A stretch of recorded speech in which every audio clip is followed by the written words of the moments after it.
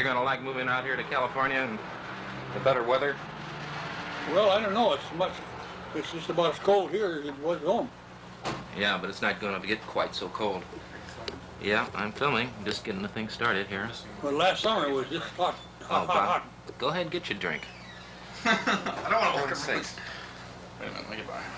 Anyway, Bob would like to get some stories from you about what life was like when you were a boy, where you grew up, what the family was like, maybe asking about your ancestors, where did they come from, that sort of thing.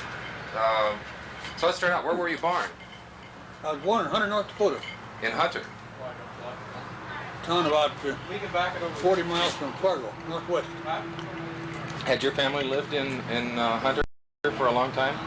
Well, my grandfather and grandmother on my father's side came from England and settled in Canada up on the Quebec River. When did they do that? Well,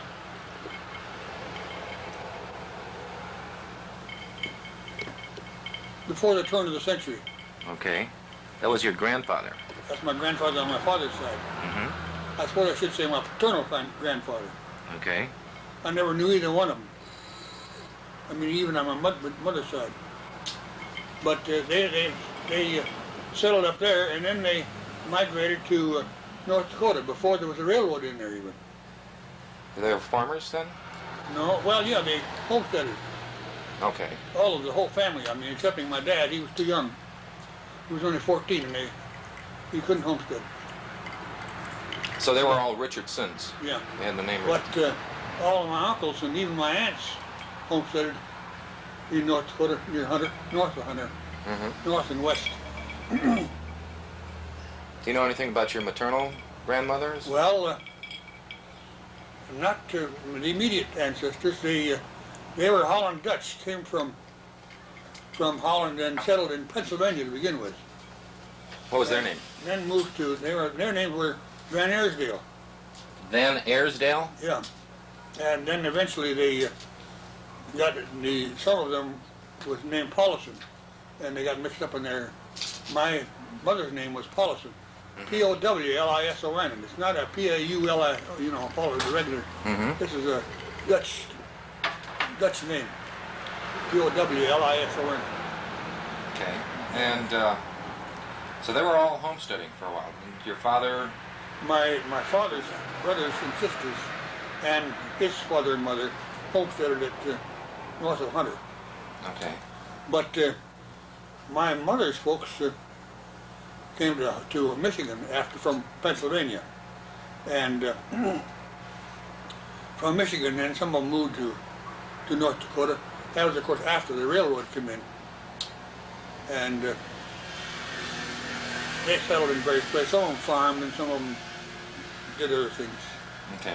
So then your father grew up there. By that time, I assume everything had been homesteaded. Did he continue farming, or what kind of work? No, he after Hunter started, became a city or town. There was a man there that had a foundry. Really, they called it the Iron Works, but they smelted and made gears for all kinds of machinery and beautiful pattern works, and also a blacksmith shop. And my dad learned the blacksmith trade at this place. He worked there for quite a number of years, and then he went out and started practicing himself. So he had his own blacksmith shop. Okay. Did you pick up any of that as you grew up? Well, I decided there was much future in that.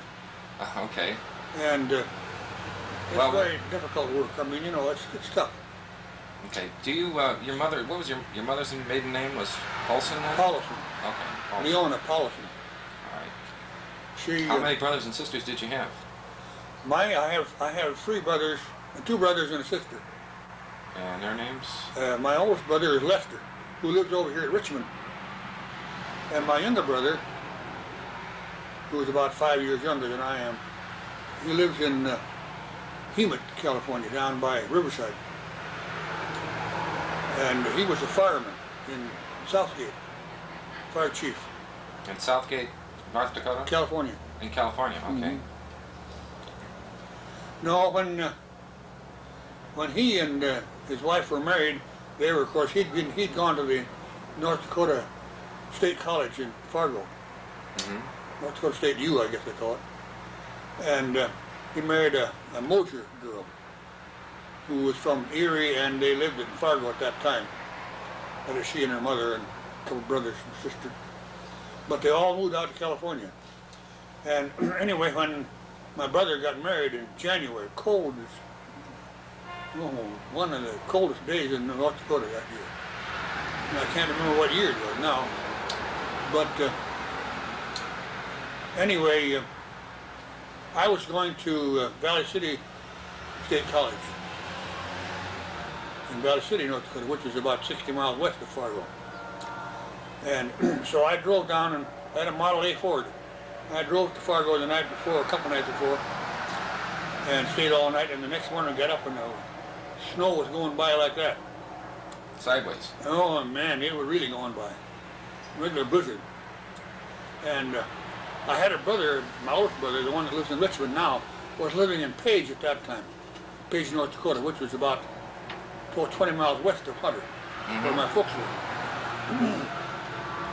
And he was going to come over and pick up the folks and bring them into Fargo. But he couldn't make it. So big me, you know, me and my Model A Ford, I said, oh, well, I'll go up and pick them up. And the brother of the bride said, I'll go along with you.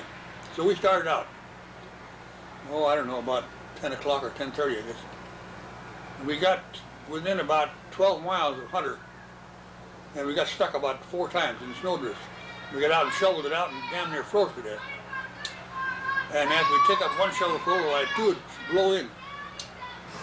Well, we finally decided that we couldn't make it, so we'd go back to this little town that we just went through and call the folks and tell them that we couldn't come, we couldn't make it.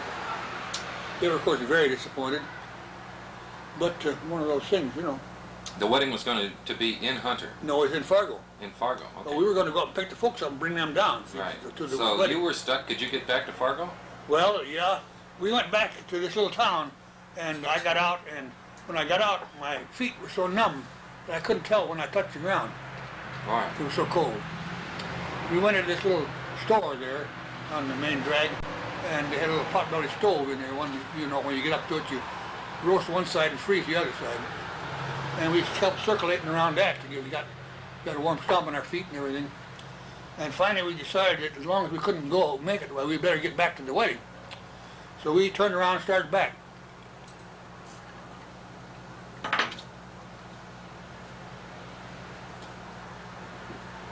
And we made it to the wedding.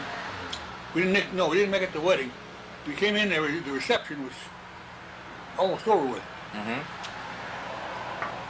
But they started out in that storm that afternoon after the wedding for California. Driving? Driving.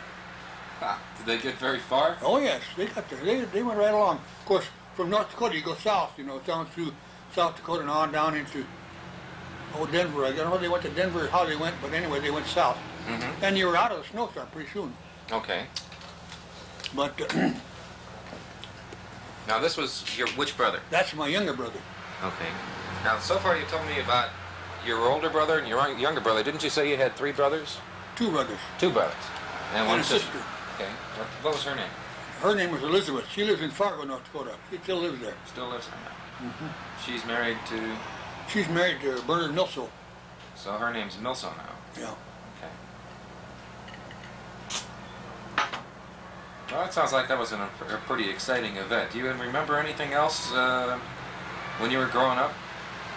Did you go to a local public school or? Yeah, we went to local school. The school, the old schoolhouse, which I never went to. I mean, they closed that up.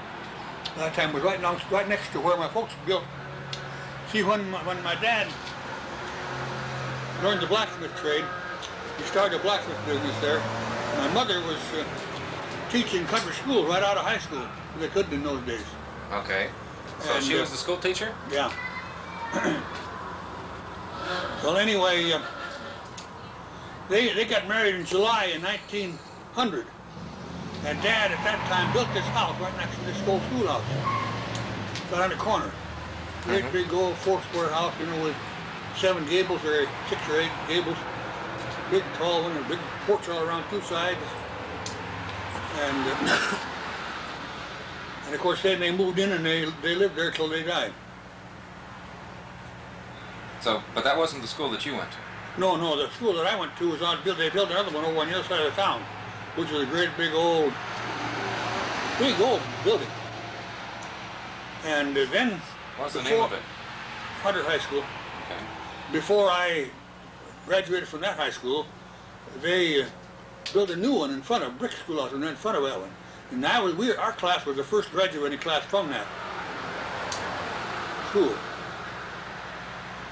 And since that time, of course, they built a new gymnasium and stuff. And you don't recognize the town. I mean, it's different quite a bit. Oh, I'm I sure. haven't been back for quite a few years, but even so. And the people, I don't know anybody anymore. How about buddies and friends of yours when you were... Well, they're pretty well scattered. There's one that was a pretty good buddy of mine. He had a farm. He worked, his dad owned the farm. Since then, of course, then he married a farmer's daughter. And then during those years, he acquired several farms and put them together. He had, I think, about 4 sections of land by the time he retired, and raised purebred cattle and everything.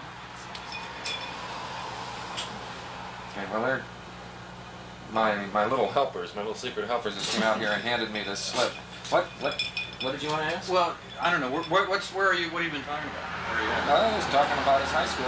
Oh, is that right? Well, I just want to make sure that when you get along to the right time period, that you talk about your courtship and how you and Mom met and things like that. Oh, Okay. that's what you want. Well, that's part of it. I want everything. I mean, I want as much as I can get. All right. Well, When did you first meet Mom? in college, although I didn't know her, she was in a couple classes, but I don't remember her, but we both happened to get jobs teaching in the same school in Medina, North Dakota. And anyway, So you started out as a school teacher then? oh yes, Okay, what did you get a degree in then? education, Okay, and that was from North Dakota State or Valley City State College. Valley City State? Okay. It's like a state university, you know. I mean, not the university, but a Regional. state, you know. Mm-hmm. I suppose it'd be like what, Davis, maybe? Yeah. No, Yeah, not quite, yeah. but something like that. Yeah. What year did you graduate? Well, I finally finished in. I didn't graduate before I went to teaching. I went 2 years and then I taught. Well, actually, I went to. The way I got teaching was, this is really strange. A friend of mine had gone to school and got an education. He went down and taught in a country school down near Culm, which is called Little Russia because there was German-Russian immigrants settled in that whole region. And they had one school that the teacher got into trouble and they fired her and they needed somebody to finish out the school. So he says, "Oh, I got anybody that can do it." So he wrote to me a letter, wanted to know if I'd come, and I said, "Oh yeah, I would." So they sent me a contract, $75 a month, finish out the school year. What year was that then? No, that was in. I was starting to think. I graduated from high school in 26, I guess it was. I hadn't gone to any college yet at all then. Okay. And so I went down and we stayed at this Russian family. And we slept in the basement. They had a fire stove down there in the basement. We had a feather bed under us and feather bed over us Oh, to nice. keep warm. That's why I'm so cold now, I guess. I don't know. But I walked about 1 3/4 miles every day. I carried a big bucket of food. And of course, when you got there, you had kids all, you know, from the first grade on up. think I had 25 kids, if I remember right. Well, And about 5 or 6 of them couldn't talk English. what was this big bucket of food you were? Well, it's just the way they fed. You fed the kids with that? No, my own. Oh, okay. His They family, gave you they know, gave I you a mean- slop pail, huh? And Yeah, it was really a big pail of food, I'll be darned. including milk and everything, you know, a Great. whole bit. And, Do you remember the name of the Russian family that you stayed with? the family, yeah, Jacob Franz. Okay. And they were Seventh-day Adventists. So they had an old Model T Ford, and Allie was a friend of mine. Stayed there. The old guy, Jake, he'd say, "Look, boys," he says, "tomorrow's Sunday. You go ahead, take the Ford, and go wherever you want to go." So we'd run around with this Ford, old Model T. But anyway, that's how I happened to start teaching school. And then when I got home, I just felt, well, if I'm going to do that, I might as well get an education and really go after it, you know.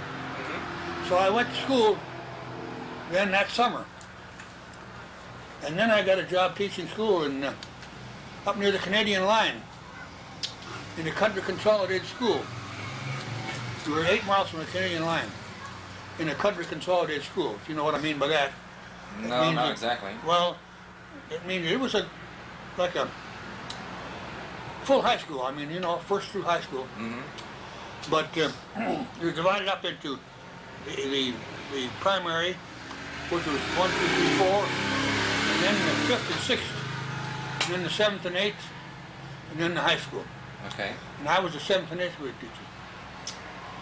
And the principal, who was a friend of mine, and his wife was a primary teacher, and I taught some in the 5th and 6th grade too. Okay.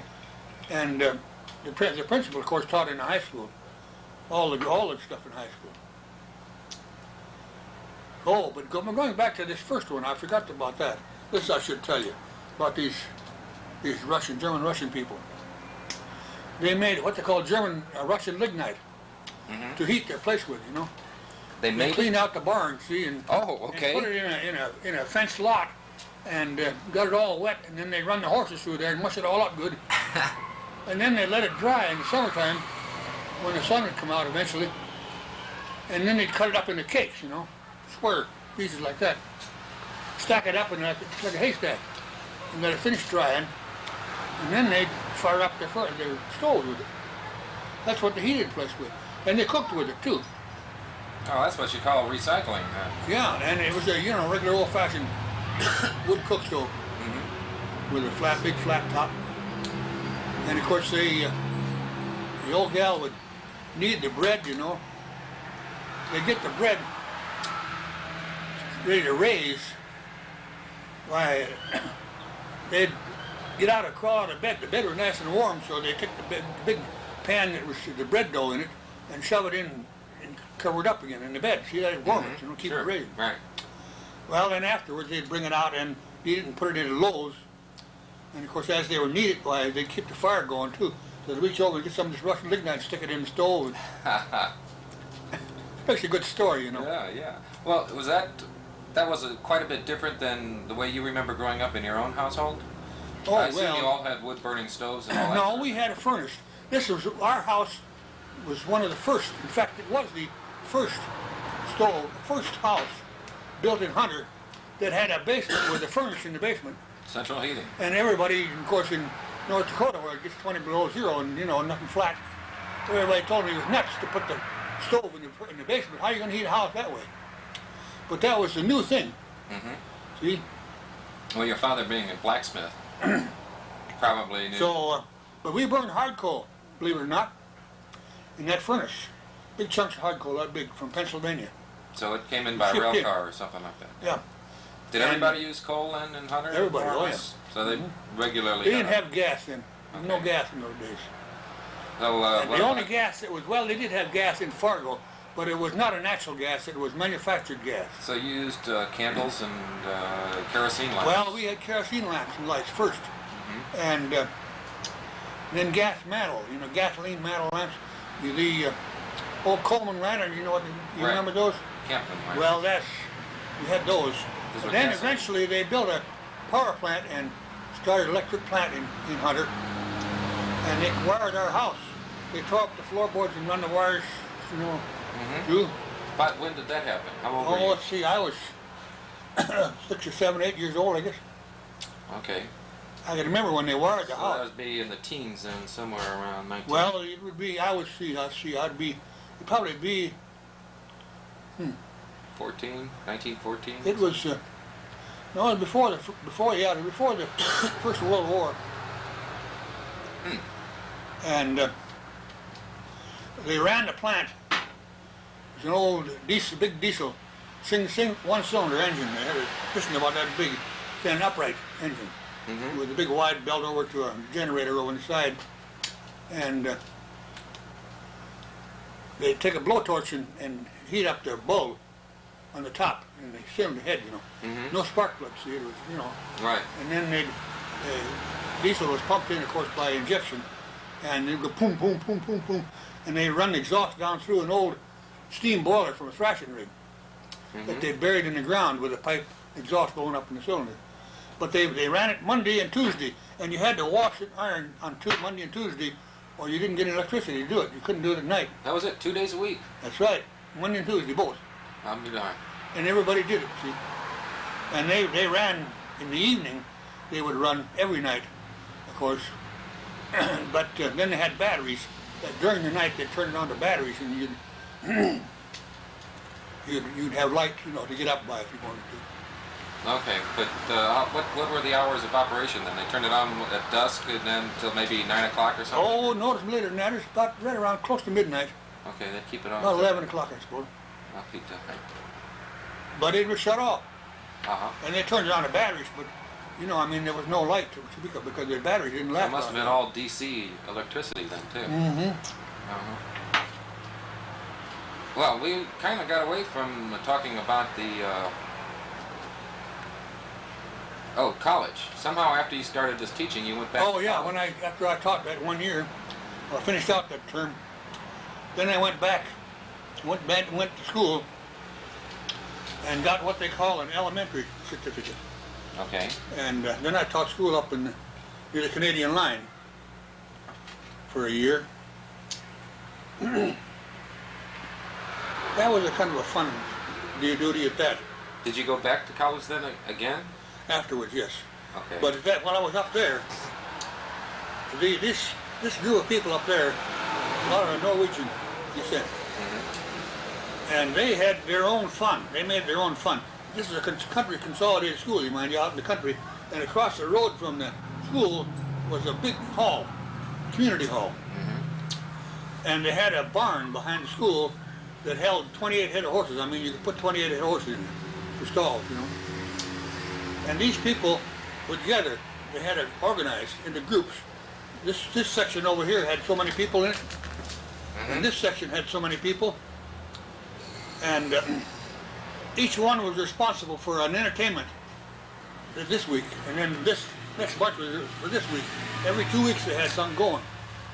So these people would gather together, and of course the teachers were special, and they'd always try to get worked in and some of their groups besides the ones that they already had. And they put on these little crazy one-act plays, you know. The sillier the better, see? And of course these people were a kick. You can't believe how enthusiastic they were, and corny, you know, in a way, but it was beautiful, really.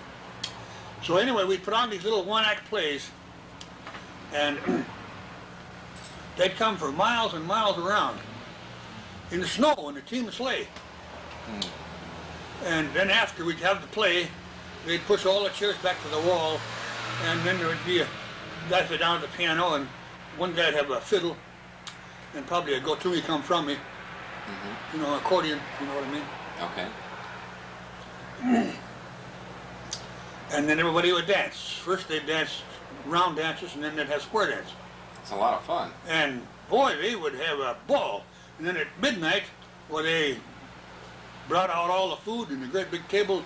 You wouldn't believe the stuff that they brought out. There. Oh my God! Everybody brought stuff, and you'd almost live for a week on the stuff that you'd eat there. But it was fun. They really had fun. And one weekend, we went, of course I was young, and when you're young you do all kinds of things you don't do when you're a little older. But there was a lot of nice girls around there, and they worked up these parties. So one night we after school on Friday, as soon as school was out, this one young guy come over and with his team and sleigh, and we, the teachers, all got in, and we drove down to his home, which was about, 6 or 7 miles from the schoolhouse, on the way where we're going. And it was about 20 below zero that night, believe it or not. And we drove down there, and they took the horses, unhooked the horses, put them in the barn, and we went in and had dinner at this house, and this farmhouse. And then after dinner, they put on a new team of horses, fresh team of horses.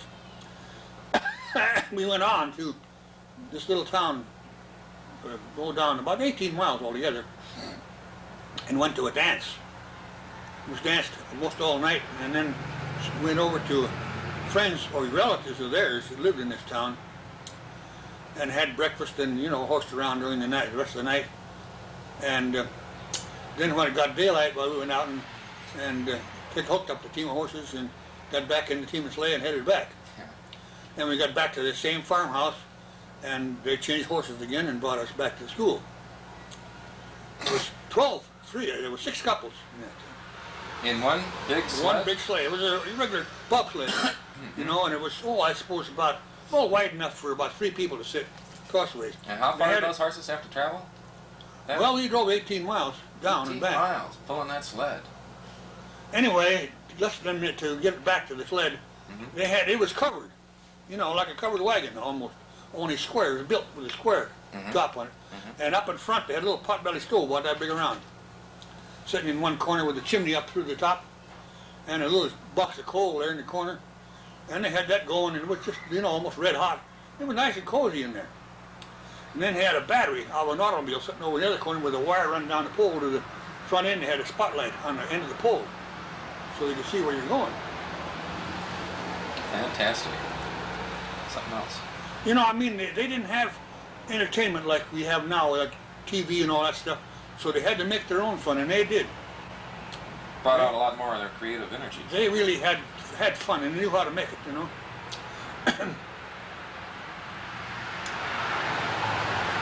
Then you went back to college. So then, after that year was out, I went back to school, and I got my, what they call a standard, which was 2 years. And then my wife, she got hers the same year, although she had been teaching before that too. So then we both got a job in this town about 30 miles west of Jamestown, which is about 60 miles from her home. But a lot farther from you know what the name of the town was? Yeah, it was Medina, Medina. Okay. And this is near this. This is also a bunch of German Russian people. It was north of the first place where I went, quite a ways, probably 15, 20 miles. But it was still the edge of this German Russian settlement. Okay.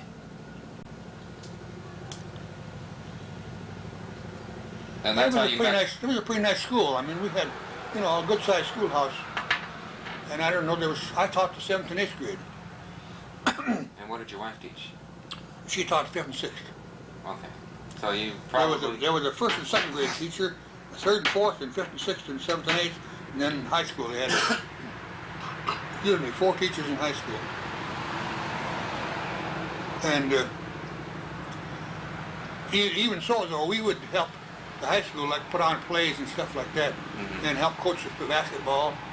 And did you coach? Well, I didn't do any coaching. I assisted. The coach was part of the high school teachers, and we won the state one year. Was basketball? Yeah, we didn't have football. It was, there's too small a town. Later years, they had football teams. I taught in one school where we had a 6-man football team. That came in. It was kind of special for these small schools. All right. But anyway, one year while I was there, we were there 6 years. We taught for 6 years. Did you get married during that period of We time? got married during that time. Just happened like that. Well, I don't know. We just started going together, and you know, Well, how long did you know your wife before you decided to get married? about 5 years. 5 years. So you'd been teaching for 5 years then when you got married? Mm-hmm. You got married there? We got married, and we came back and lived there, and taught school. Where did you get married? We got married in Kessel, North Dakota, in her home. In her home? Hometown, I mean. Okay, in her hometown. In the church in that town. What was the name of the church, do you remember? St. John's Catholic Church. Okay. Oh, let's get back to that then. We got married on June the 15th, 1930. Uh-oh, you're going to be in trouble if you don't remember. Well, it was 49 years last year. Oh, okay, 81 will be 50 then. So it'll be 31. Yeah, that's right. Well, anyway, we got married on the 15th of June, and I had a Model A Ford. And we took off for California. Ports unknown, I guess you'd say. Anyway, on the 15th of June, we left Kensel. We drove south into South Dakota and out to Denver, and we visited over and saw the Mesa Verde National Park with all its cliff dwellings, painted desert, the Grand Canyon, and on through west to L.A. and then on down to San Diego, and then into Old Mexico, over Caliente. That must have been quite a journey. And then we came back up the coast to L.A. and on up to San Francisco and on up to Washington, state of Washington, and Seattle, and then back home. How long did that take you? Well, we got home about 2 weeks before school started in the fall, about the middle of August. Yeah. I don't remember the exact date. So we were gone all summer. Did you have to camp out a lot, or were there a lot of motels? Well, or? there were motels every place, but you know, you had to furnish your own sheets and pillowcases and pillows and stuff like that. And you know, you could cook in there. They had a store place where you could cook in. And I had rigged up the car with a place where we could move the seats around in front and make a bed in it. You know, I mean, it was not too good, but well, you better sleeping than try to sit up sleeping. And then I had a cabinet. Her brother-in-law was a carpenter builder, and I had him build a cabin that fit on the back of this Model A, and it had compartments just big enough for our suitcase. Our 2 suitcases fit in there just where this lid shut up, you know, locked. And then we had another lid that came down like this with a leg on it for a table. And there was a place for a camp stove and a place for, you know, like cans of goods and stuff. You didn't stop in at McDonald's along the way? Well, there wasn't any McDonald's in those days. No. But we had a big time. We did. Oh, that sounds like a fabulous trip. I took something similar to that in '70, but then of course that's a little bit different. Oh, yeah. Well, it was pretty rugged those days. Well, okay, you just, what did you and your wife, your fiancée, do before you got married, for entertainment, that sort of thing? Or dates? Did you go out on dates together? We went to dances. Okay. And then we'd go to Jamestown, which is 30 miles to the show. Mm-hmm. And but we used to go to dances. They had dances in the school gymnasium. Lawrence Welk even came there, you know. Lawrence Welk? Mm-hmm. Back in those days, he was doing one-night stands here and there, all over North and South Dakota. He had a radio. He played from a radio station in Yankton, South Dakota. And then after that, he played there about a year. He went to Chicago at the Trianon or one of those. I've forgotten which one it was. Some ballroom in Chicago. He was there for a long, long time. But he's a product of North Dakota. No, I didn't realize that. Oh yeah. Yeah, he's he's not the German-Russian bunch, but he's German. And that bunch of German, where he lives from, was Strasbourg, which is farther west than Medina and that other place where I taught. Gotcha. But that's where he was born there. Well, how did you get around to deciding that you wanted to get married? Oh, I don't know. We just Seemed Sure. kind of like a natural thing to do. yeah, Well, how did you propose? Did you get down on bended knee? no, I didn't. I don't remember really. Who asked? I don't think either one of us asked. We just, just You just decided, well, what day shall we get married on? Or Yeah. something like that, huh? That's kind of neat. Well, so when did the children come along? well, and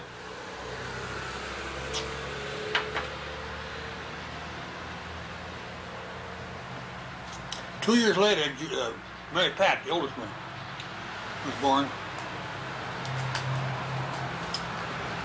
And we lived in a little tiny house. We rented a little tiny house in Medina. Taught one more year after that.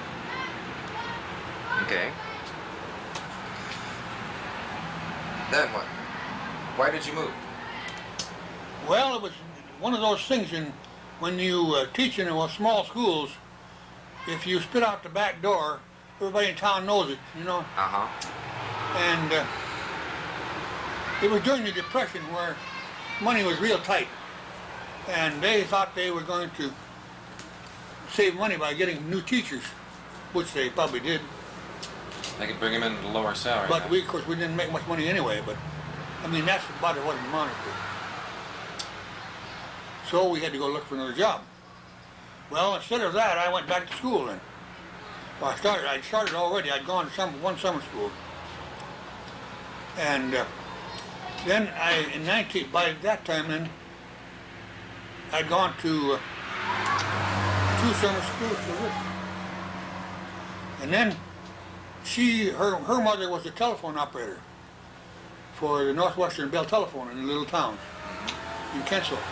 So, and of course she knew and of course my wife operated too, and I learned how to do it too from watching. But she knew the district manager, and he offered her a job in Courtney, North Dakota, which is about 15 miles from Kensal, to run that operation. And so she did, and then I went to school one year while she was running that telephone office, and then that next summer I graduated. That was 1935. Mm-hmm. I got my degree, but then I got a job teaching as principal or superintendent. And it was a superintendent job because there wasn't any, it wasn't the principal because I was a head man Okay. in this little town school, What was the name of that? Rogers. Okay. And we taught there a year, and I got wind of another place, it was a bigger school. So I applied and got the job. And that was up northwest of Kensal, at Sykeston, North Dakota. And I taught there, 2 years.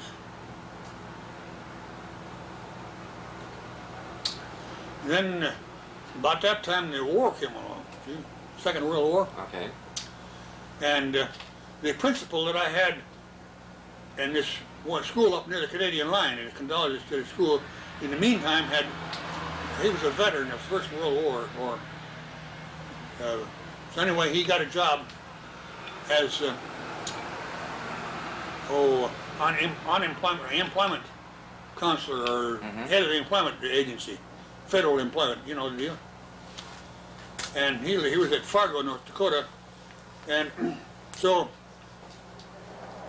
then I decided, well, it's about time that I got something else, maybe. And I thought, well, I could go out to the West Coast and get in on the shipbuilding. So I asked him what he thought, what he had. And? So he called me one day from Fargo, and he says, I got a job. I think you'd be right for you. So he says, come on in. So I went in.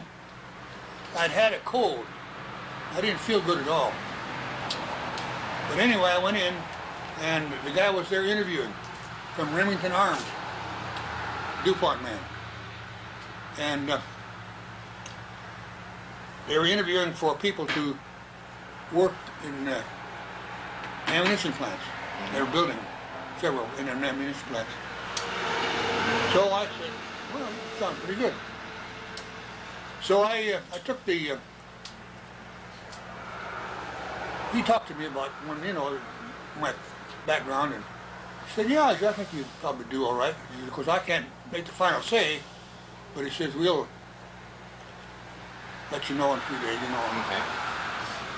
And he says, you go down and to the such a doctor and have him check you out. Well, of course, my temperature was like this, And so the nurse there said, here, you go home a day or two, then come back. But in the meantime, take 2 or 3 aspirins and then take 2 or 3 more, even 4 a day. That'll cut your temperature down. And when you come back, sure, take a couple of aspirin before you come in. So I came back and they filled it all out and it was okay. So then he said, well, it'd be about 2 weeks probably. So I waited almost 2 weeks, and in the meantime, I'd almost made up my mind that I was gonna build a trailer to haul what few household goods we had, and come out to Seattle or Portland or Vancouver or someplace and get a job in the shipyards. I mean, after all, her sister and her husband was out at Tacoma, and they were working in the shipyard, so why couldn't I? So anyway, I'd almost given up on the thing. And my friend in Fargo called and said, yeah, he says, you got the job. And he says, they want you to report as soon as you can. And there's 2 other fellows from Fargo here that are going. And they're going to drive. If you want to ride with them, why, they're going to leave tomorrow night. And I was at my folks. And all of our stuff was at Kensal, which was her folks, where we'd hauled our stuff over there and left it. And I said, well, probably I could. So we drove home and I packed the suitcase, and then I went into Fargo and met this other couple, these 2 boys, young men. And yeah, sure, you go on. And of course, they were paying all the expenses, so they didn't care how many they had. So the next night we headed out for Bridgeport, Connecticut. Wow. We were supposed to be gone all... You went with your wife and your daughter? No, she stayed home. Okay. Do you have any more children by this time, or still just... Huh? You have any more children by this time? Yeah, we had Judy. Okay. And Ralph. Oh, okay. So you left Mom behind with 3 kids? That's right. All right. Took off for Bridgeport. So anyway, they got a little place and moved the stuff that we had in, and kept house there for a while I was gone. And I was supposed to be gone only I was supposed to be gone 2 months only. And then we were supposed to go to Denver. That was slated for Denver after I had this training. So anyway, we got to the Bridgeport, and it was a big old a big old factory. It was a big old factory town. I don't know if you've ever been in any of those places or not, but it's a GE plant now. I mean, they bought the old building. The building there and in Ilium, Remington Arms, believe it or not, they didn't have any I-beams with flooring over the top of it like that. They had planks set up like this and nails spiked together. So it was a solid floor, a foot thick. Oh, wow. So they could bring in a machine, no matter how much it weighed, set it down here and screw it fast to the floor. You imagine that? And it was 4 stories high. Wow. Both of them were. Okay. What you took some training there as to how to operate the machinery, or how to operate, how to teach people to, tool them up and adjust them and all that sort of thing. Oh, okay. And we were manufacturing ammunition. And some of them were brand new machines. Oh, they were fantastic machines, really. And of course, anybody who lives on the prairie in North Dakota has no conception of what a factory looks like even. Yeah. Let alone how it runs, Uh-huh. or the types of machinery in it. But it really was fantastic. Well, of course, when we went to Denver, Why, it was all brand new. Everything was brand new machinery. Big, huge machines to manufacture this ammunition. You know, tracers hit bullets and everything. Mm-hmm. How long did you stay in Denver? Well, anyway, we were in, as I say, we were in Bridgeport. I was supposed to be there over 2 months. Well, about 6 weeks, they decided they needed us in Denver. So they said, well, you have to get ready to go to Denver on such and such a date, which was like in a couple of days. So this one fellow that I went out with in his car, he was going to go 2 or 3 days later. So the two of us went down to the supervisor and wanted to know if we couldn't go together. You know, so then we'd drive. Cool, fine. So we took off. And we drove from Bridgeport back across to Fargo. We drove up through Niagara Falls and across Michigan. Mm-hmm. And we had it all planned that when we got to Ludington, Michigan, we'd catch a ferry across Lake Michigan to Manitowoc, Wisconsin, and then from there right into Fargo. So this was about straight across. Well, we missed the damn boat by about, well, we pulled up at the pier where the boat had been, and you could see the thing out in the water, out in the middle of Lake Michigan.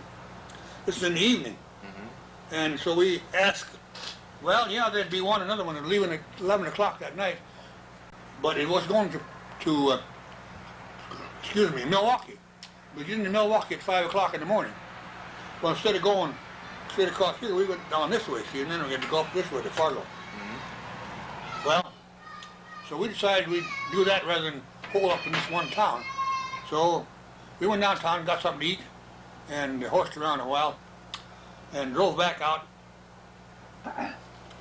and got in line and get everything all organized to get on the ferry. So we drove out, and they told us where to park the car. And we stood there, and while we were there, they had a train come up here, and this engine, they unhooked about 10 cars, and they backed 10 cars in here like this, railroad train. Mm-hmm. And then they backed 10 of them on the other side of the boat. In fact, they had 3 sets of rails on each side of that boat. And they had that full of railroad cars, loaded, some of them. Not much room for your automobile then? Well, huh? there wasn't many automobiles there. Okay. And they backed those on at the end so that we were the first off. So then at 5 o'clock the next morning, we were in Milwaukee. They had staterooms and everything. We didn't get a stateroom, but we slept. They had big, like Davenport affairs. Mm-hmm. We slept on those. And wandered around the boat. Of course, we liked to see what was going on. At least I was curious. So was Bob. Well, anyway, and we drove on home, and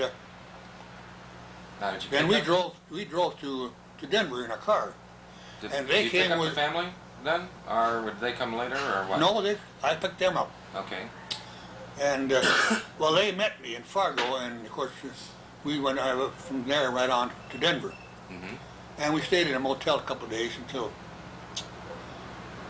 we could find a place to stay, which we didn't find right away. In the meantime, the company was moving our stuff by van. And this friend of mine, Bob Craig, he was really nice. He and his wife were real nice. They stayed in Denver afterwards. Well, after we'd been there, was it 3 years? 3 years. Where was Bob born? He was born in Independence. Okay. This is another story. Well, anyway, about 3 years after we'd gotten there, before this, a couple of the supervisors that I had, it was my supervisors, I was what they called a shift supervisor. Mm-hmm. And we changed shifts, you know. But he was like a unit, or the building supervisor. And they transferred him to Ilium, New York, in the meantime, which was a gun plant where they manufactured guns. So one day I came into work, and my supervisor the area, what they call the area supervisor, which is in the bullet area, which is, he says, Doug wants to see you over at the main office building. And he says, you run all over. So I went over, and he had the production manager, I guess you call him, of the alien plant with him. He introduced us, and he said, you know, he said, we're here to pick up some help for our alien plant. And we're going to interview so many, you know, and we'll pick out so many and send them back. And he says, we'll pay you so much, and we'll do this and this and this. And, you know, they laid it right out. But they didn't say we were going to take you right away. But some of you people that we're talking to will go. So many. So I went back then, and I thought, well, you know, I mean, after all, I'm not that, I wasn't that, although I was really he really liked me really well, that guy. So I went back, and he said, we'll let you know in 2 weeks. So we sweated around. I went home and then told Margaret. She didn't know about going to New York or not, you know. I said, well, that's what they want to do. It's more money than I'm getting here. I said, it'll be experience. So anyway, I waited 2 weeks, and I thought, well, they're not going to take us. Nothing happened. And I went in. At that time, we was sharing a ride with another guy, and he was driving. I didn't have a car that day. So we went into work, and I just gotten settled in and got the shift going good. And the area supervisor came in, and he says, I just got a call from the main office, and they want to see you over to that office. And so I went over, and they said, well, we decided you and so and so and so and so, and they named off these guys that I knew were going to go. And this was on a Thursday. And he says, we're going to have tickets ready for you for 5 o'clock Friday, Saturday afternoon.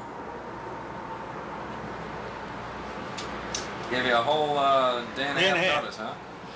And so I went back and told my area supervisor. He said, yeah, I said, I knew it. And he says, well, he says, you take off whatever time you want. And I said, well, I'm here on foot. I said, I can't get home. Well, he said, here, take my keys, take mine. He gave me his keys for his car, and he says, it's parked out in such and such a place. And he says, you take it and go on home. And if you can bring it back in the morning, and you can catch a ride back or somewhere. We'll get you home some way. So I went home, told Margaret, and she said, oh my God, that's awful close call, you know, fast move, see. So anyway, we packed up a few clothes, and I needed some clothes, so I went downtown then that night, that afternoon, late afternoon, and went to a store, and I bought a suit of clothes. And they altered them, everything, and I said, well, now look, I'm leaving Saturday. And he says, okay, he says, we'll have it ready. So I said, when I left Saturday, we drove downtown, I picked up this suit in a suit box, and I got on the train with that damn suit, not even trying it on to see whether they had it right or not. Did it fit? Yeah. They did a beautiful job.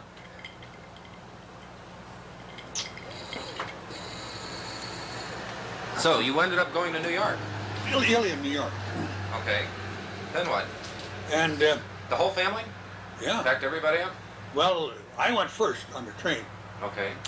And then they came along afterwards. And they shipped our car. This was in, let's see, that was in the fall.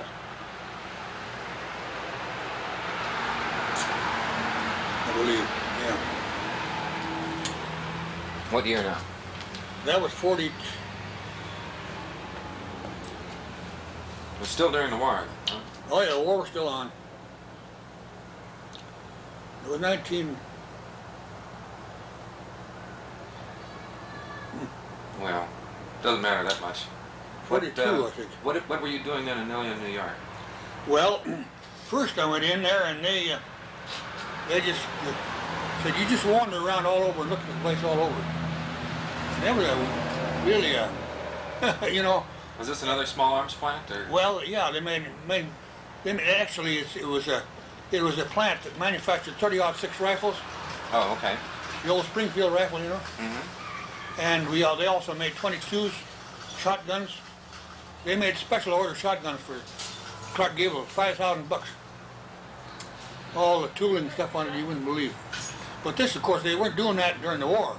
Right. But they were changing over and they were making Retooling. Springfield rifles, 30-06s. Mm-hmm. And I was assigned to the forge area where they made the forgings, you know. Mm-hmm.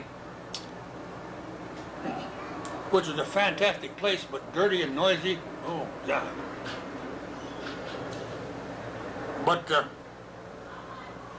there was another guy that was transferred from some other place that was transferred to the barrel shop, which was down below where I was. And he was a kind of a noise, a big noise. He got to be real good friends. They lived next door to us when we finally found a house.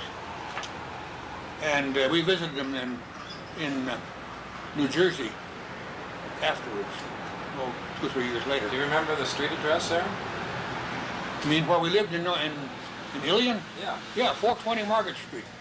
Okay. How about the street address when you were in Denver? Do you remember that? Well, the street was Carr Street, but what the number was I can't remember. Okay. But we were just off of the main street going west. What's the name of that street? I don't remember that. Well, it's not that important. But anyway, this supervisor of the barrel shop got mad at this, BSer, the guy that spread it on thicker than, you had to, pull your pants up and keep it. He really spread it on. He was a past master at it. And he got mad as hell, and he went up to the area supervisor. I happened to be near there one day. And here was Freddie in there. Freddie Adams was his name. He was in there. He was just pounding that guy's desk. He said, "I don't want him. Get him out of here before I kill him." And I thought, well, gee, God, what's going on here? And the guy that was my supervisor in the forge shop was a very mild-mannered sort of an individual. But that's where we had to make the barrel, the rifle. They had steel bar about that big round. And it came into the plant about 15 feet long. And these guys had it set, the shears, cold shears, set. And they'd stick that in there and they'd hit a trigger thing and the shear would come down and cut it off. 13-inch lengths. 13-inch lengths. It's 13 inches long and it's about that big around. All right, when did they do that? And then they brought those up to the forge area and put them in a furnace and heated them to a cherry red. Oh, they were a beautiful color when they got red. And the guy would walk over and he'd take a tongs and he'd pull one of those out and he walked over here to the barrel roll. It'd be like a ringer, it was like this, like a ringer. And these things fit together like that. And they'd stick it through that slot there. And the guy on the other side would catch it as it comes through. Red hot. And they would roll that and it would go it would make it about that long. Okay. And, make it kind of tapered. Not a great deal, but a little bit.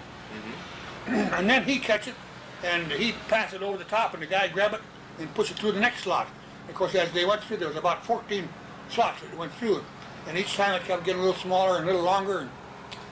And after he did that, then he put it on a little tray and it carried it down to the place. And the guy then straightened it up a little bit before it got too cold. And they put it in another place and it finally got cold. And then they would take it over and they'd take it over to the tempering room.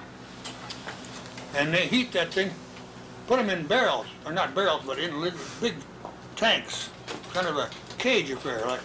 Oh, yeah. And they stack them in. They'd stack them in these things. Oh, well, careful. And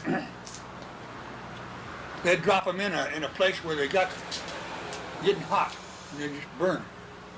And they get red hot, and then they had a chain hoist. and they operated with electricity, of course. They'd raise that whole barrel up, drop it over into a vat of oil to temper them. Mm-hmm. And after they got them tempered, then they went down to the barrel shop where they cut the ends off, and then they turned part of the one end, and they drilled holes in them. That was really a fantastic thing, the way they did that. So how long then were you in Ilion, New York? Well, we were there, what, 2 years? Yeah, a little less than. Not quite 2 years. Not quite 2 years.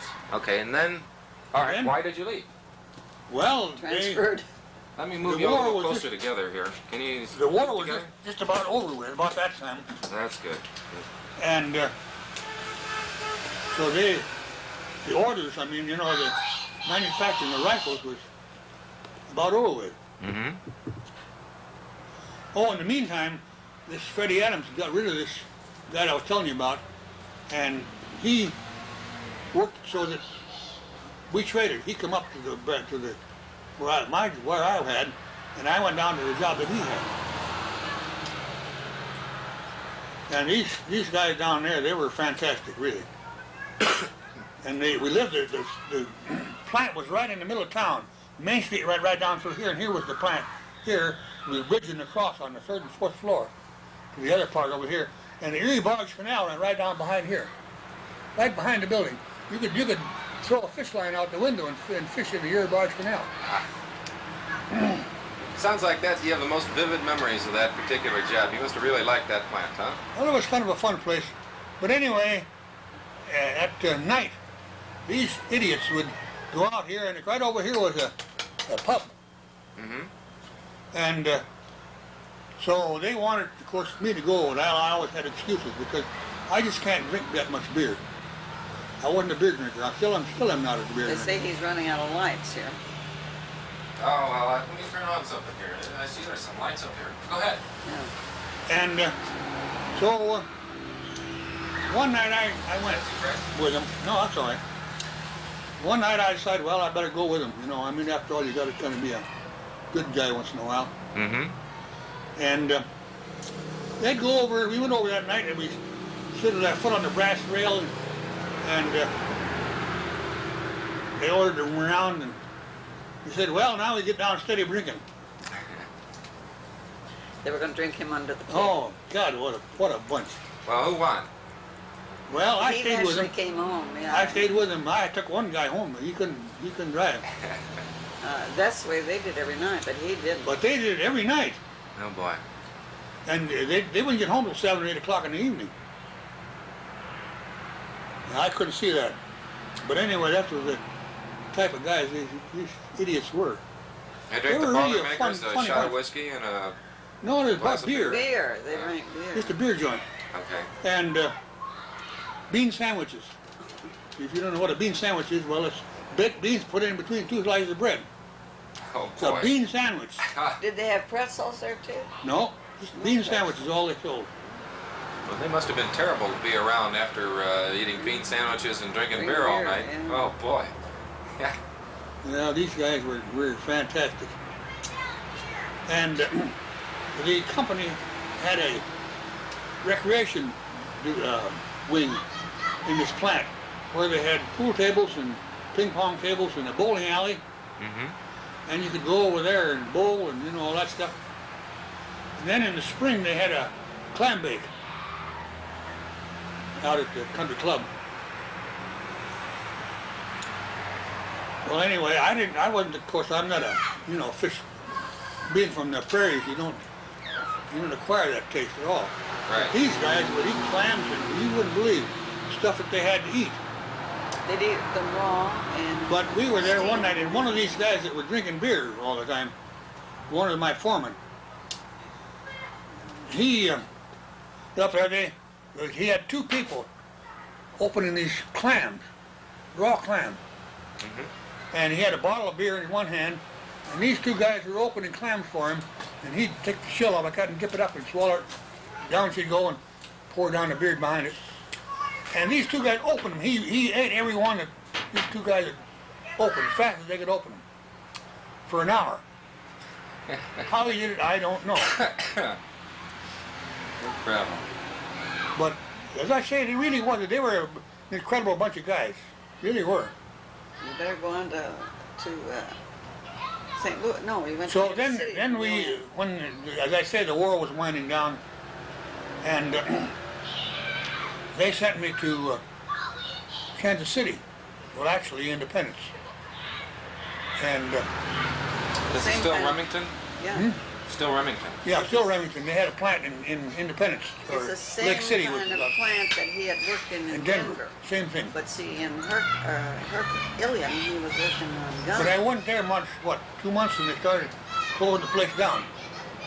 And I supervised the crew, and all the spare parts we had for all these machines, we wrapped them in, well, we dipped them in cosmoline and wrapped them in it was a cloth, like an oilcloth. Not an oilcloth, it was like paraffin. Okay. It was green, I forgot what they called it. Anyway, you dipped them in this cosmoline and you put them in the center and then rolled them all up in a roll and tied a tag around it so it showed what was in it. And then we put it in these ammunition boxes. And with the tag that was on the end of each ammunition box, what it was, with 3 copies so that they had them on file all over the place, you know. The number of the box and all that stuff. And these were stored there for posterity for some, I don't know how long. Well, they opened the plant. Of course, they opened the plant again afterwards. Started making ammunition for various third world countries. But of course, I left there, and then I worked for the government, and was in the accounting department of the War Assets Administration, where we went around and sold all the surplus stuff from these various plants. And I was in the accounting department, which kept track of the inventory. And of course, these salesmen would screw up all the numbers, and they'd really get it. Oh, they got so mixed up. I wonder if I ever got everything straight. But I did. Some of it, not all of it, I don't suppose. But for instance, in Kansas City, they had a plant there they built to manufacture plane wings for Boeing in Wichita. And they made these wings there and put them on big semi-trucks and hauled them to Wichita. Well, that plant then, General Motors decided that they could use the plant, so the government leased the plant to them, and they said, well, we'll buy your various tools and stuff that they had there. So, like devices and benches and one thing and another. So, anyway, they had this inventory of that. It was about $400,000 worth of stuff. And they gave that, there was a book about that thick, and of these various invoices. And they gave that to me one day, and they said, here, we have a difficulty with General Motors. They say they only can come up with such and such, and the man we had couldn't reconcile the inventory. So they gave it to me to try to straighten out from the sales invoices and what supposedly they had delivered. So I worked on it about, a week and a half, I guess. And then one day I called the guy over at the General Motors plant. They'd already moved in by that time. And so I called the auditor over there and wanted to know if I'd come over and talk to him. So I went over. They gave me an old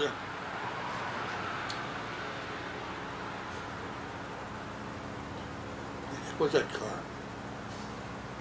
Can't think of the name of that car. Was it a Chevy? No, it was I think it was a Hudson Jet, I think. Oh, boy. And Why, where did you have to go? over at the General Motors plant over in Kansas City, Kansas, over in, So I went down through town, and I got down through town, and I got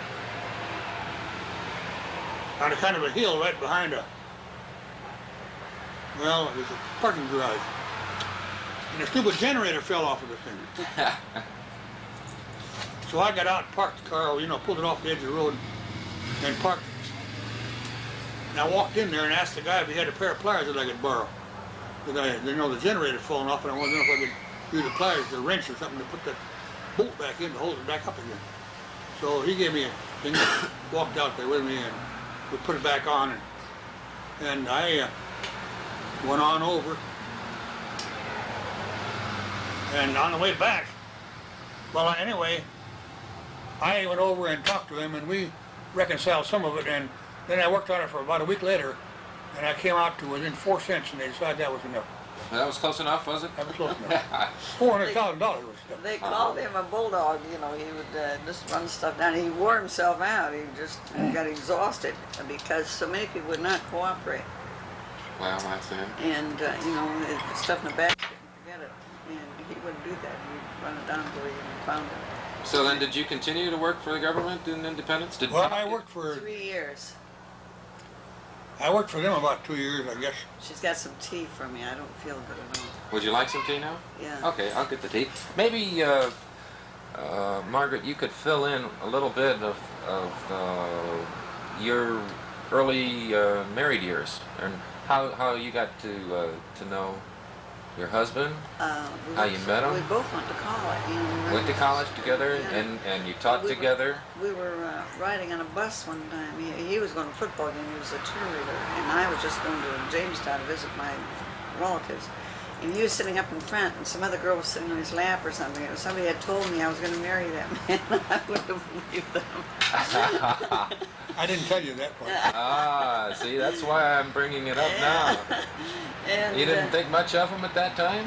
Well, he didn't think he didn't even know I existed. There I were see. so few boys. It was like a girls' school, you know. It was a teachers' college, but there were so few boys went to that school, and so they really had the world by the tail. He was in plays, I'll and bet. he was a cheerleader, and he was. I had a lot of fun in He college. was a big guy on I did. campus, you know. I really did. I You really picked a did. college with a lot of women in it. Yeah. I had a lot of fun. There were very few men. So then we went to teach in the same town, see, and that's. We were married about, 3 years later or something, yeah. Well, I asked, I said, who asked the question? Oh, I guess he did. He said he didn't remember. He said I he didn't remember we actually asked the question. Oh, yeah, you wanted to marry me. Well, okay, that settles that then. Uh-huh. So, okay. Back in Independence, I imagine Bob was born then, sometime along the way, you know. Yes, after we moved back to from Ilion, New York, we lived in Herkimer, but he worked in Ilion. That was the original Remington plant. Mm-hmm. And then after we came back to Independence, and Bob was born in Independence. Ralph, all the other three were born in North Dakota, where we taught. Were they all born in the same city then, in North Dakota? All the same little hospital. Jamestown. Jamestown. Okay. And he was the only one born in Independence. Well, what do you remember, about these little kids? Any particular personality differences that you knew Thank of you. right from the start? Mary Pat was an unusual child. One doctor told me I should have a dozen when I could have a child like her. Thank you. And she was sick a lot, but she was so blame bright and so observant. She wanted to go to school. Her dad taught school, and she wanted to go to school. And we lived not too far from school. When she was about 4 years old, About half a block. and she'd get out, and she'd go over to school, and then some big kids would let her in. They had a big joke because she couldn't open the door. Mm-hmm. So they'd let her in, and then Well, she'd go in the primary room yeah, where the she'd little always kids find were. the primary room. So she started reading early and things Oh, like yeah, that too? uh-huh. How soon? How old was she? Well, she went to school then when she was 6, and she was very bright. She'd drive up in front of a window with the advertising on it. She'd sound that out. How yeah, old? When she was in first grade or so. Oh, okay. And she was a very bright little girl. She never met a stranger. I'd be really embarrassed because she'd want to talk to everybody. And then Judy, we lived in Denver when she went to school, and I didn't think she was learning anything. Well, she'd been very ill in the summer. And when we went to Denver, she was sick, and she had encephalitis. And so she'd say, I don't want to go to school today. I don't want to go to school today. I still want to go to school. And my older sister wrote to me, and she said, take that kid out of school. Don't even send her. She was just 6. And she had to ride a bus and the kids would tease her. They would take her cap and throw it at the other end of the bus and stuff like that. And that's what made her like that. She didn't want to go to school. And Mary Pat was always so slow. Oh, she was so slow. Eating her breakfast, getting dressed. Where Judy was always ready on time and ready to go. And well, she was afraid she was going to miss the bus. yeah, and they did miss the bus, and I'd have to get in a car sometimes if I had the car, because they had carpools, and take her to school. And I didn't think she was learning to read. They were teaching her. Mary Pat had learned with phonics, so she would sound things out and learn. See, and Judy didn't seem to learn. You know, I didn't think she was learning at all. So, and they changed teachers on her during the war, and the teachers would follow their husbands would transfer or something. And so then she had about 3 different teachers. So I went to school. We were in Denver, but we were really in Lakewood. It's Lakewood, a a suburb suburb. of Denver. And so I went over to school trying to find out about her, and oh, they said she's very bright. Even if she misses 3 or 4 days, she's right up with the others. And I said, well, I was considering keeping her home. Oh, don't do that, let her come. So then we moved to Herkimer, and she could walk to school. Well, Ilion, we lived in Herkimer Yeah. and drove back and forth. There was Right. the towns were all along the river. And it was just like a park, and there were trees and everything. And she could go off without her sister. She was in 2nd grade by this time, see. And I knew, and she could read, you know, but it was just different ethics that they taught, you know. And she could keep right up with the others. And then Ralph, that guy, he was something else. He would, he would go to, I'd take him downtown. He was about, I don't think he went to school. And I was going to buy some socks for him, you know, and they were so much a piece. And he figured out the 3 of them were they were like 59 cents, you know, and just that quick he said how much 3 were going to be. Oh, wow. And some girls were standing back of me, and they said, how old is that kid? And I said, I can't remember. He was in 1st grade or kindergarten. And they went like this. They couldn't believe that he could figure that out in his head like that. Like 3 times 59 Yeah, in his head? Oh, boy. that's the way he was. And, like if you were going to have refreshments, I would treat him, you know, and he'd know right away what we were supposed to pay at the counter for what we had, the little treat that we had. And once when we lived in New York, I had him in a store, and I had him up on a table. I had a sailor suit on him, and trying it on him, and they stood him up like that. Some girls went by, he moved, and they said, I thought there was a model. He was so cute. And then the first day he went to school, he was funny. He wanted to go to school too. He was so anxious to learn to read and everything, you know. And so he came home, he got in a big chair, and he sat down, and he said, she didn't teach me to read. He thought he was going to learn to read right the first day of school. And so it took him a little while, but he learned to read, I tell you. We moved to into Kansas City by that time. Yeah, he went to a parochial school in Kansas City. And she didn't teach me to read. I always remember that. It was funny. And then when he was about 12, I was correcting him about something. He had comic books in his room. He had gum wrappers or candy wrappers, and I went up to straighten up his room or look at his room, you know. And I said, look at this. I was paying dental bills, and I didn't approve all the comics, you know. I guess he collected certain kinds. He blames me now. He said, Mother, why those comics would be worth a lot. But anyway, he backed away from me, and he said, Mother, you don't approve of much, do you? There isn't much you do approve of. And so I thought I was just riding him too much, you know. He really set me back. Mother, there isn't much you do approve of. And Judy one time, she was, I guess, in high school or something. I think I corrected her English or something. And she said, this is some house. You can't even open your mouth without being corrected. I wish my parents had never taught school. It must have been rough having 2 school teachers for parents. Yeah, she was the little, I think the hardest, because she liked to do things, you know, and she traveled with a party crowd, and I wouldn't always let her do things, you know. She had to be in at certain hours and everything, and I always said she was like a colt. She had to just not pull her too tight, you know. Well, let's see. What about Bob? Well, let's see. I was 40 years old when I had him. I was 75 years old yesterday. And Bob will Oh, be happy birthday. I didn't know Yes, that. thank you. And He was born in Independence, and well, he cried the first 6 weeks, and then I finally took him back to the doctor. I said, "This baby has never stopped crying," and he said, and my other youngsters were all good. Well, Judy cried for the first 3 weeks, and then she got over colic and was fine. Yeah, but it was hotter than hell that summer. Oh, geez, one of the hottest year on record. That was in North Dakota. So anyway, Hot. this doctor says, "And you wondered whether it was worthwhile or not, didn't you?" And I said, "I sure did." And he said, "Why didn't you come in sooner?"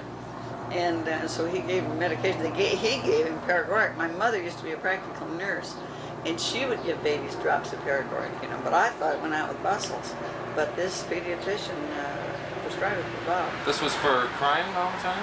Colic. He had For stomach. colic. Yeah, it's like a little give him a drop or two, and it wasn't straight paregoric. It was It's like indigestion, isn't it?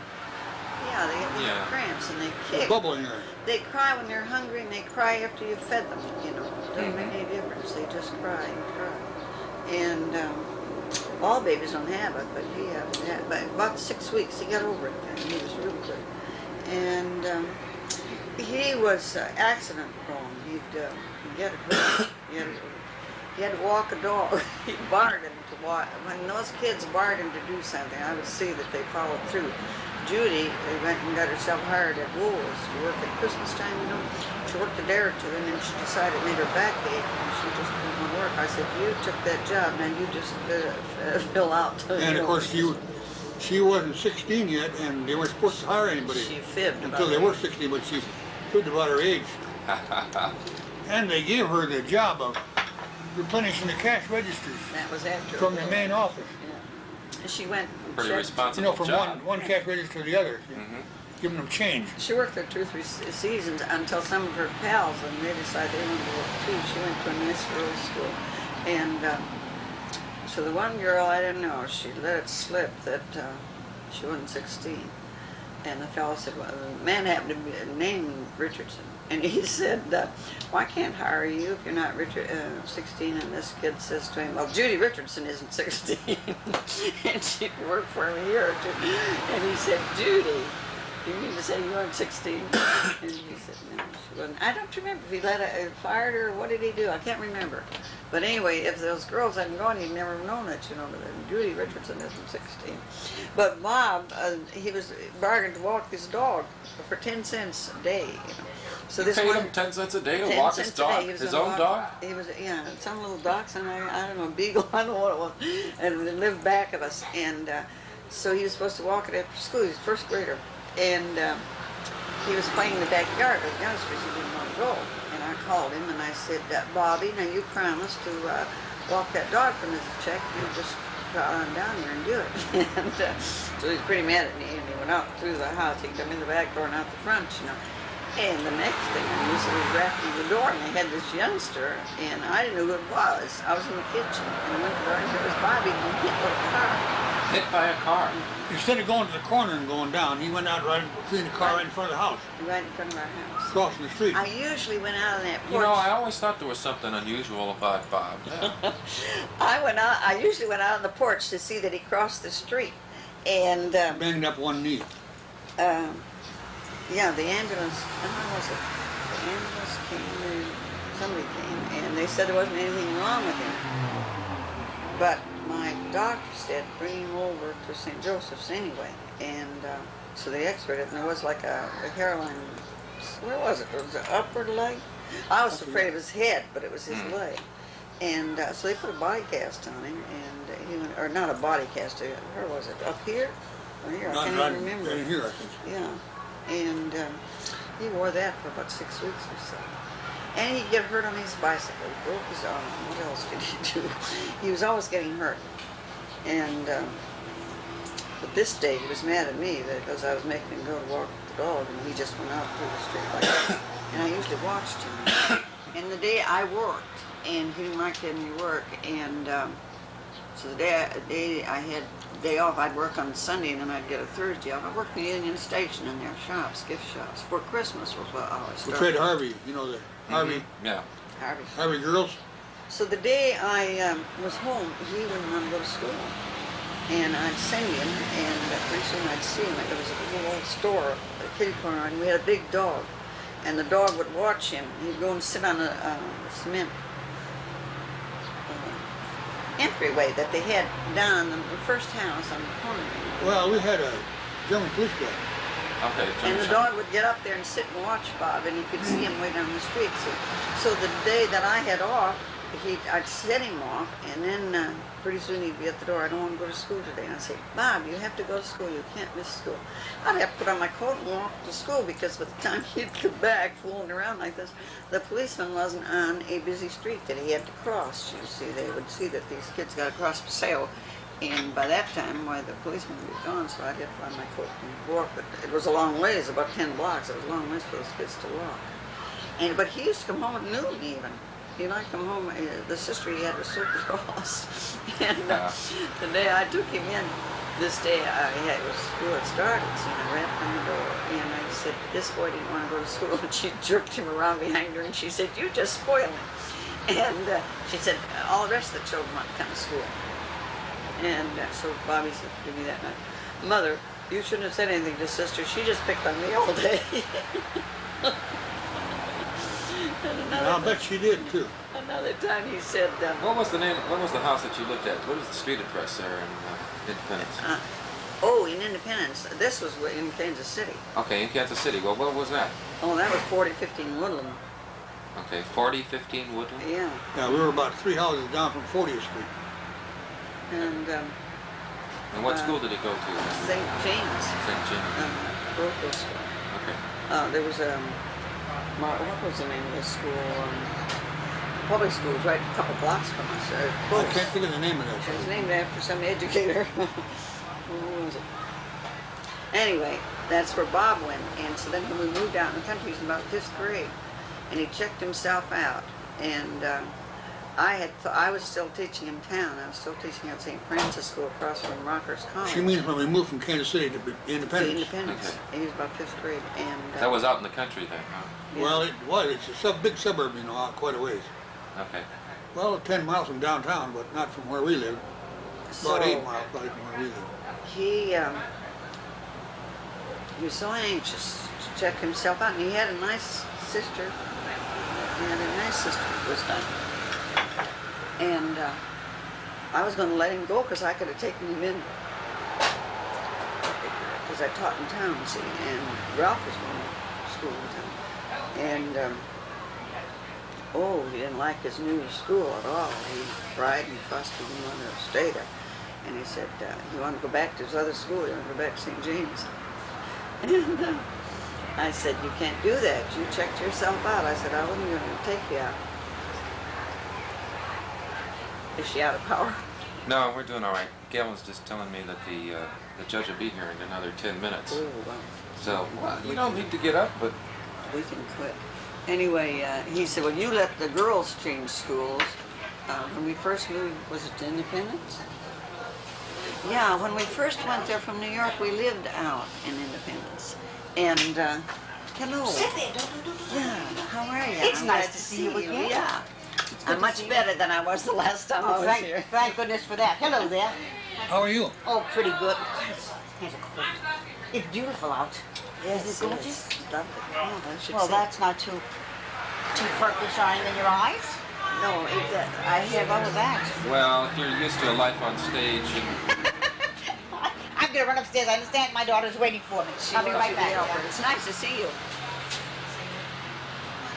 John's mother. He's told me I let the girls check out of his school.